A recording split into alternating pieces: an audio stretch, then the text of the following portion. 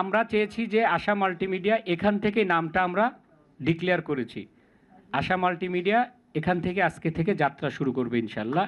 আশা মাল্টিমিডিয়ার প্রথম প্রযোজনা হচ্ছে ফাদের প্রেমে, একটা টেলিফিল্ম যেটা তানভীর তারেক ভাই পরিচালনা করেছেন।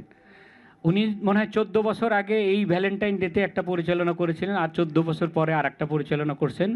এইটা ফাদের প্রেমের নাম নিয়ে অনেক কথা হয়েছে, যখন ফেসবুকে পোস্ট করে অনেকেই বলছে ভাই বানান মনে হয় ভুল করছেন, হবে প্রেমের ফাঁদে।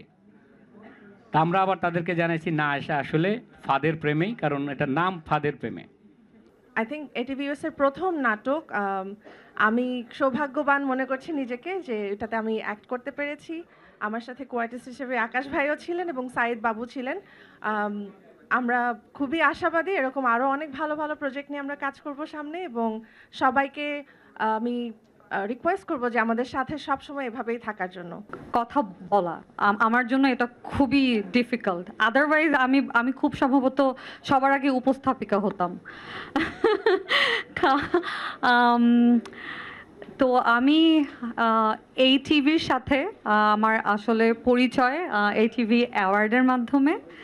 গত নভেম্বরে একটা আইকনিক অ্যাওয়ার্ড অ্যারেঞ্জ করা হয়েছিল, যেখানে আমি বেস্ট অ্যাক্ট্রেস হিসেবে একটা অ্যাওয়ার্ড পাই, এবং সেই যাত্রার থেকেই আসলে সেই সময় থেকেই আমার এই টিভির সাথে যাত্রা শুরু। আজকে ফাদের প্রেমে প্রিমিয়ার হবে 3rd, এবং আমরা চেয়েছি যে আশা মাল্টিমিডিয়া এখান থেকে নামটা আমরা ডিক্লেয়ার করেছি। আশা মাল্টিমিডিয়া এখান থেকে আজকে থেকে যাত্রা শুরু করবে ইনশাল্লাহ। শুরুতেই তারা যে আয়োজনগুলো করেছেন, যেমন বাংলা গানকে নিয়ে একটা আন্তর্জাতিক প্রতিযোগিতার আয়োজন করেছেন, বাংলা খাবার নিয়ে একটা অনুষ্ঠানের আয়োজন করেছেন, সেই সাথে বাংলা টেলিফিল্ম। তো যে আয়োজনগুলো মানুষকে আনন্দ দেয় এবং যে আয়োজনগুলোর ভেতর থেকে দেশকে বের করে আনা যায় সুন্দর করে, সেই ধরনের আয়োজনগুলোই ওনারা যাত্রা শুরুর সাথে সেই আয়োজনগুলো রেখেছেন।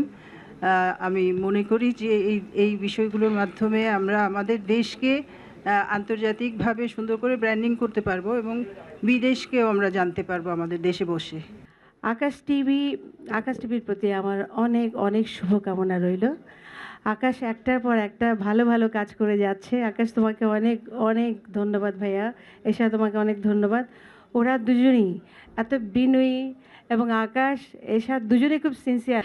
এখন যেই ইনিশিয়েটিভগুলো নেওয়া হচ্ছে এটা খুবই অ্যাপ্রিসিয়েবল, এবং আমি তো খুবই এক্সাইটেড। এভাবে যদি আসলে দেশকে সুন্দর করে আরও কিছু সফল মানুষ যাদের আসলে দেশের প্রতি ভালোবাসা এবং করার জন্য যেই একটা মেন্টালিটি আছে, ওনারা যদি আরও বেশি এই ব্যাপারগুলোতে কি বলে ওনাদের এফোর্ট দেন, তাহলে এটা যে কোনোভাবেই আসলে এটা কি বলে